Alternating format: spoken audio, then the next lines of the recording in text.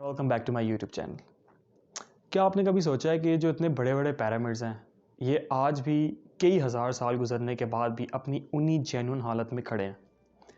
इन हज़ारों सालों में कई हज़ार तूफ़ान आए, कई हज़ार ज़लज़ले आए, लेकिन पिरामिड्स ने अपनी जगह नहीं छोड़ी।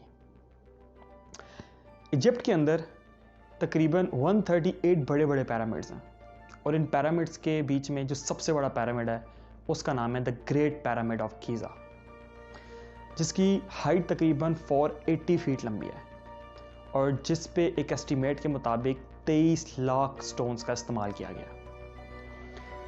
क्या आपने कभी सोचा कि उस ज़माने में ना तो कोई हैवी मशीनरी थी, ना ही कोई टेक्नोलॉजी थी, ना ही कोई ऐसे टूल्स थे जिससे डायरेक्शंस को मेजर किया जाता, ज़मीन को लेवल किया जाता, स्टोन्स को ट्रांसपोर्ट किया जाता और अपनी जगह पे एलोकेट किया जाता। जब उस ज़माने में ऐसा कुछ भी नहीं था तो उस ज़माने के इंजीनियर्स ने आखिर इतने बड़े बड़े पिरामिड्स बनाए कैसे। तो आज की इस वीडियो में हम ये जानने की कोशिश करेंगे कि पिरामिड्स आखिरकार बनाए कैसे गए थे। रिसर्चर्स की कई सालों की मेहनत के बाद उन्होंने जो इस पिरामिड बनाने के जो सॉल्यूशंस निकाले वो ये हैं कि सबसे पहले डायरेक्शन सेट करनी थी। तो डायरेक्शन सेट करने के लिए उस वक्त के इंजीनियर्स ने क्या किया होगा, उन्होंने पोलर स्टार्स की मदद ली होगी। पोलर स्टार्स से अर्थ के पोल्स का पता लगता है, तो पोलर स्टार्स की मदद से उन लोगों ने ईस्ट, वेस्ट, नॉर्थ और साउथ की डायरेक्शंस बनाई होंगी और उनको अलाइन किया होगा और इस तरह उन्होंने तमाम एंगल्स को 105.5 डिग्री पे सेट किया होगा और वो भी without any error. Polar stars की मदद से पोल सेट करने के बाद, डायरेक्शन सेट करने के बाद जो सेकंड चैलेंज था वो ये था कि ज़मीन को लेवल कैसे किया गया। ना तो उस टाइम पे कोई बबल लेवलर था, ना कोई लेज़र लेवलर था, तो आखिरकार उस ज़मीन को लेवल कैसे किया गया। तो रिसर्चर्स ने इसका ये हल निकाला कि मे बी उस वक्त के इंजीनियर्स ने उस पिरामिड के चारों साइड्स पे कुछ नालियाँ बनाई होंगी और उन नालियों के अंदर उन्होंने पानी छोड़ा होगा और एक नाली के पानी के लेवल को दूसरे नाली के पानी के लेवल से मेजर किया हो गया होगा।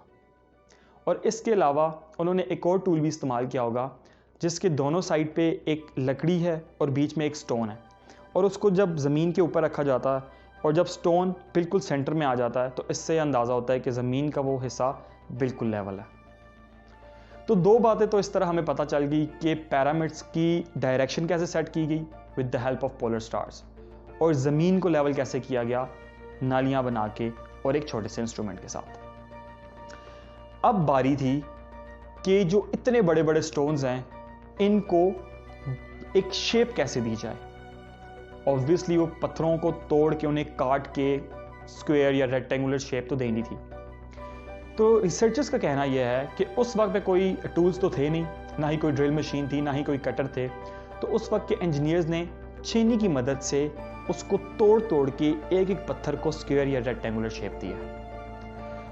अब जो छेनी है वो उस वक्त में कॉपर से बनाई गई थी, लेकिन कॉपर थोड़ा सा वीक होता है और वो जल्दी बेंड हो जाता है या टूट जाता है। तो उस वक्त उस कॉपर के अंदर आर्सेनिक एक केमिकल इस्तेमाल किया गया और उसकी मदद से छेनी बनाई गई और लकड़ी के हथौड़े की मदद से एक एक पत्थर को तोड़ के स्क्वायर और रेक्टेंगुलर शेप दी गई। तो इस तरह तमाम बॉक्सेस स्टोन्स के तैयार हो गए, वो पत्थर जिसको आज के दौर में हम लोग लाइमस्टोन के नाम से जानते हैं। तो अब तीन चीज़ों के सॉल्यूशंस मिल गए थे कि डायरेक्शंस कैसे सेट की गई, ज़मीन को लेवल कैसे किया गया और स्टोन्स को शेप कैसे दी गई।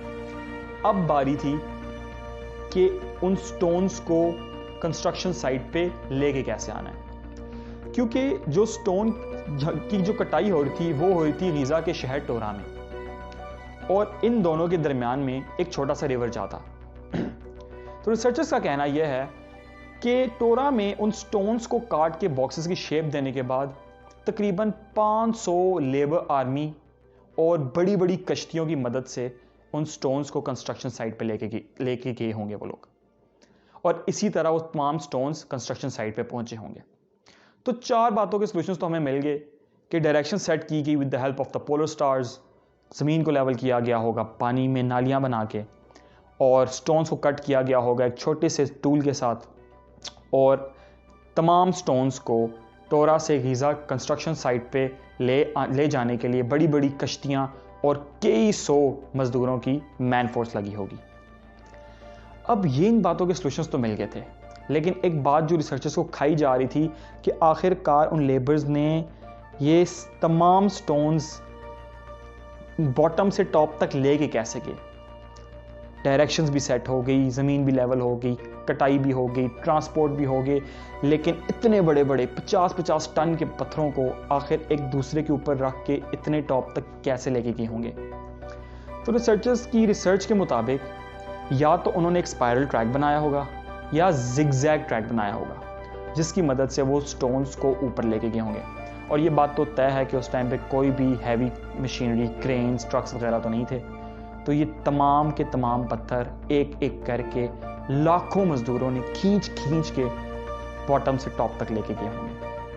और खाली ये पिरामिड्स पत्थरों के साथ बनाए ही नहीं गए, इनके अंदर कई सारे चेंबर्स भी बनाए गए और कई सारे इनके अंदर छोटे छोटे होल्स भी बनाए गए।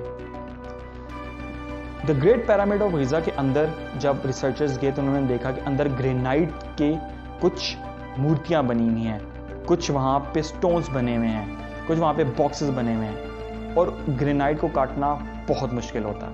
तो रिसर्चर्स ने इस बात पे इन्वेस्टिगेट किया कि आखिरकार उन्होंने इस ग्रेनाइट के पत्थर को काटा कैसे होगा। तो उन्होंने एक सोल्यूशन निकाला कि उन्होंने